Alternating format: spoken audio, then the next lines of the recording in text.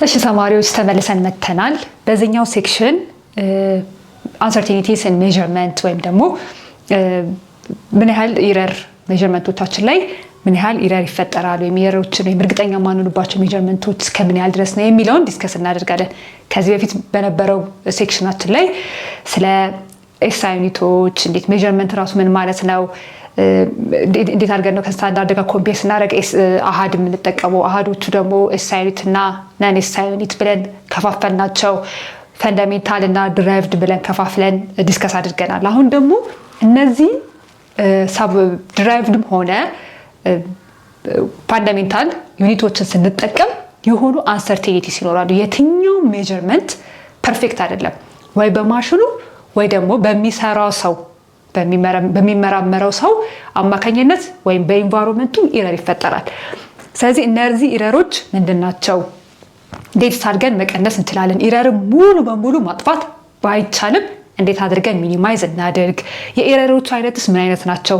እንዴት አድርገን ነው አይደንቲፋይ የምናደርገው የሚለውን ዲስከስ እናደርጋለን ማለት ነው። ስለዚህ እዚህ ምስሉ ላይ እንደምታዩት አንድ ግራጁዌትድ ሲሊንደር ላይ አለ። ይሄ እንዴት አሁን እቺን ሴክሽን ብቻ ነጥሎ ታያቸዋል አይደለ? አለን 20 አሁን እቺ እዚች ጋር ሜዠርመንት ካረኩኝ በዚችና በዚች መካከል ያለውን ሁሉ 20 ነው ብለው አይደለ?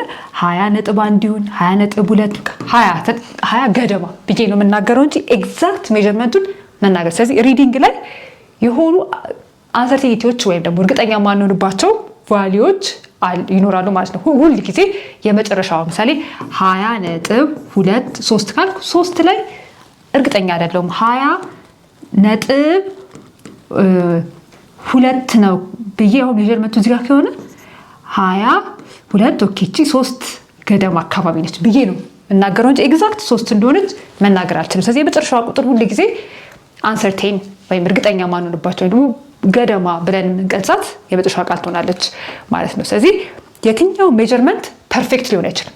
ራሱ አናቱ ላይ ብለን መግለጽ አንችልም። ይኸው ብለን መግለጽ በጣም ዲፊካልት ነው የሚሆነው። ስለዚህ ኦልዌይስ ስሞል ኢረር አለ። ያንን ኢረር በጣም ዴሲማል ፕሌሶችን በማብዛት ኢረሩን መቀነስ እንችላለን ወይም ሚኒማይዝ ማድረግ እንችላለን እንጂ የትኛው ሜዠርመንት ፐርፌክት ሊሆንልን አይችልም። ስለዚህ አሁን እዚህ ቅድም የመጀመሪያው ምስል ላይ ዲስከስ ያደረግነው ይሄ 5 አለን 5.12 አለን። እዚህ 5.2 አልኩኝና ከዛ በኋላ እቺኛዋን እዚህ ጋር 3ም አይደለችም 2ም አይደለችም አይደለ? ግን 5.23 ካልኩኝ 5 ልክ ነኝ። እዚህ ጋር ያለችዋን 0.2 ልክ ነኝ። 0.3 ግን እርግጠኛ አይደለሁም። ኤስቲሜትድ የሆነች የተገመተች ቫልዩ ነች አይደለ? ወይ 3 አልተባለች ወይ 2 አልተባለች መሀል ላይ ያለችው አይደለ? ስለዚህ እቺ 3ቷ እርግጠኛ ያልሆንባት ወይም ደግሞ እቺ አንሰርቴን የሆንባት ቁጥር ነች ማለት ነው። ስለዚህ ሁሉ ጊዜ የመጨረሻው ቁጥር የኛ አንሰርቴኒቲያችን ነው። እሺ እንደዚህ አይነት ሜዠርመንቶቻችን ላይ ኢረሮች ወይም ደግሞ ሊፈጠራሉ ብለናል አይደለ? የትኛው ሜዠርመንት ፐርፌክት ነው ፐርፌክት አይደለም ካልን ምን አይነት ኢረር ሊፈጠር ይችላል? ኢረሮች መንስኤያቸው ምን ሊሆን ይችላል ካልን ሲስተማቲክ እና ራንደም ኢረር ብለን ለሁለት እንከፍላቸዋለን። ሲስተማቲክ ኢረር ምን ማለት ነው ካልን ሁሉ ጊዜ ሜጀር ስናደርግ ኤክስፔክት ከምናደርገው ቁጥር ወይ በጣም ጨምሮ ነው ያለው።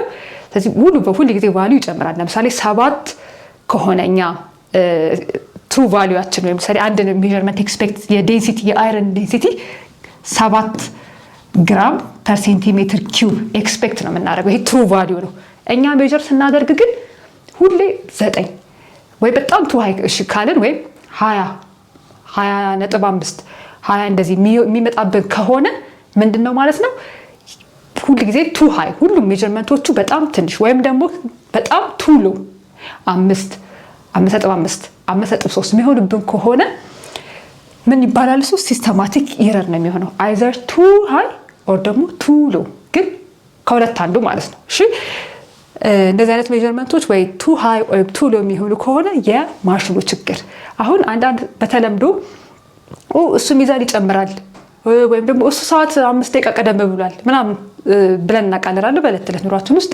እዚህ ያ ሚዛን ሁሉ ጊዜ 2 ኪሎ የሚጨምር ከሆነ ከማሽኑ ጋር ወይ መጀመሪያ 0 ብለን የምንጀምርበት ጋር ሁለት እነሱ ትንሽ ዲቤት አድርጋ 2 ላይ ያለችው ማለት ነው። ይሄ የማሽኑ ኤረር ነው። ስለዚህ የትኛውንም ነገር አስቀምጣችሁ ሜጀር ብታደርጉ ያ ባላንስ የምንለካበት የሚዛን ሁል ጊዜ 2 ኪሎ ይጨምራል። እናንተ ላይም ማንኛውም ሰው ላይ መጥቶ እኔም ሁሉም ሰው ላይ 2 ኪሎ ይጨምራል ማለት ነው። ስለዚህ እንዲሁ ደግሞ ከዜሮ ደግሞ አነስ ብሎ ካለ ሁል ጊዜ 2 ኪሎ ይቀንሳል። ኧረ ይቀንሳል፣ እሱ ሚዛን ይቀንሳል ይባላል ማለት ነው። ታይምም እንደዛው 10 ደቂቃ ቀደም የሚል ከሆነ ቆየኔ 10 ደቂቃ ይጨምራል ምንል ከሆነ ሁሌ 10 ደቂቃ ቀንሰን ነው ማለት ነው። ስለዚህ የማሽኑ የምንጠቀምበት ማሽን የምንለካበት መሳሪያ ኢረር አንዱ ኤግዛምፕል ነው የሲስተማቲክ ማለት ነው። ራንደም ኢረር ከሆነ አንፕሪዲክተብል ነው፣ መተንበይ አንችልም። አንድ ነገር ሪድ ስናደርግ ወይ የአይናችን ሌቭል ከሜጀርመንቱ ጋር ያለው የአይ ሌቭል አሁን ሜጀርመንቱ እንዲህ ከሆነ ቀጥታ ነው ወይስ እንደዚህ ነው ወይስ እንዴት ነው ያየን ያለ ነው፣ አንግሉ ሪዲንጋችንን ይወስነዋል።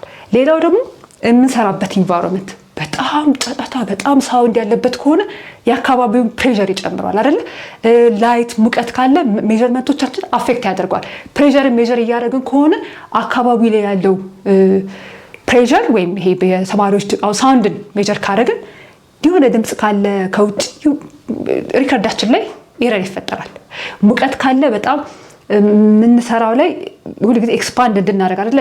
ሁሉ ጊዜ ሙቀት ኤክስፓንድ እንዲያደርግ ነው ነገሮች የሚያደርጉት። ለምሳሌ በረዶ ከሆነ ወደ ውሃ ኤክስፓንድ አድርጎ ውሃ ፈሳሽ ነው የሚሆነው አይደለ? ስለዚህ ሙቀት ነገሮችን ኤክስፓንድ እንዲያደርጉ ሙቀት ሲጨምር፣ ሙቀት ሲቀንስ ደግሞ ኮንትራክት እንዲያደርጉ ነው የሚያደርገው። ስለዚህ የአካባቢው ላይ ያለው የአየር ሁኔታ፣ የድምፅ ሁኔታ እንደምንሰራው ኤክስፐሪመንት ቢወሰንም ግን ፋክተር ያለው ማለት ነው። ስለዚህ ይሄ አንፕሪዲክተብል ነው፣ እኛም መተንበይ አንችልም።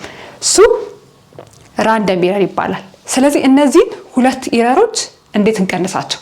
የመጀመሪያው ሲስተማቲክ ኢረርን መቀነስ የምንችለው ማሽኑን በማስተካከል ነው። ሲስተማቲክ ኢረር አይዘር ቱ ሃይ ሎ ያልነው ማሽኑ የሚጀምርበት ወይም ደግሞ 0 አድርገን የምንጀምርበት ፖይንት በመለያየቱ ምክንያት ሜጀርመንታችንን ያበላሸዋል አይደለ? ስለዚህ ሲስተማቲክ ኢረርን በምንድን ነው መቀነስ የምንችለው? ማሽኑን በማስተካከል። ራንደም ኢረርን ግን አንፕሪዲክተብል ነው ብለናል። ስለዚህ ሜጀርመንታችንን በጣም ደጋግመን በመስራት ወይም ሪዲንጋችንን በማስተካከል ራንደም ኢረርን መቀነስ እንችላለን። ስለዚህ የሁለቱ የሲስተማቲክ እና የራንደም ኢረርን ልዩነት በደንብ አይደንቲፋይ ማድረግ፣ እናንተ ደግሞ ላቦራቶሪ ውስጥ ገብታችሁ ስትሰሩ እንደዚህ አይነት ኢረሮችን ለመቀነስ ይሄንን በደንብ አንደርስታንድ ማድረግ ይጠበቅባቸዋል ማለት ነው። እሺ፣ ስለዚህ አንድ ሜጀርመንት ሰራንና ቫልዩ 5.67 አመጣን እንበል። ቅድም ዲስከስ ባደረግነው መሰረት እስከምን ድረስ ነው ሰርቴን የምንሆነው? 5 እርግጠኛ ነን፣ 6 እርግጠኛ ነን፣ 7 ግን እርግጠኛ አይደለም። ስለዚህ የመጨረሻ ቁጥር ሁሉ ጊዜ አንሰርቴን ትባላለች። ሌሎቹ ግን ከፊት ለፊት ያሉት ግን እርግጠኛ ሆነን የሰራንባቸው፣ እቺ ግን ኢስቲሜት ያደረግናት ስለሆነች ሁሌ the last digit አንሰርቴን የሆንባት ነች ማለት ነው። እሺ፣ አሁን ኤግዛምፕል እንዴት አድርገን አንሰርቴኒቲ መለካት እንችላለን? እዚህ ጋር ሚን ቫልዩ ተሰጥቶናል። ሚን ቫልዩ ማለት የሶስቱ ተደምረው 66። አሁን ይሄ የሆነ ሪከርዲንግ ነው፣ የሆነ የተሰራ ወይ ሜጀርመንት ነው፣ በሚሊሜትር የተገለጸ ማለት ነው። የሆነ ዲስታንስ ሊሆን ይችላል፣ የሆነ ነገር ተለክቷል። ምን ተሰጠን? 66 ሚሊሜትር፣ 65 ሚሊሜትር፣ 61 ሚሊሜትር ሪድ አድርጓል ኤክስፐሪመንቱ የሚሰራው ሰው። የነዚህ ሪዲንጎች ሚናቸው ወይም ደግሞ አቨሬጃቸው 66 ሲደመር 65 ሲደመር 61 ብዛታቸው ስንት ነው? 3 ተካፍሎ ይሄ ተደምሮ ለዚህ ሲካፈል 64 ሰጠን ሚኑ። ይሄ ሚና አለን፣ ሪዲንጎቹ አሉን። ስለዚህ ምን አንሰርቴኒቲው እንዴት ማወቅ እንችላለን? የተለያዩ ሪዲንጎች አሉኝ፣ አንሰርቴኒቲው እንዴት ማወቅ እንችላለን የሚባል መጽሐፋችሁ ላይ 3 የተለያዩ የአንሰርቴኒቲ የምናውቅባቸው መንገዶች አሉ። ስለዚህ ይሄን ካልኩሌት አድርጊ ከተባልኩኝ 2ቱ በካልኩሌሽን የሚገኙ ናቸው። አንዱ ከማሽን ጋር ዲፔንድ የሚሆን ነው ከምንለካበት መሳሪያ ጋር። ስለዚህ አንደኛው ምንድነው?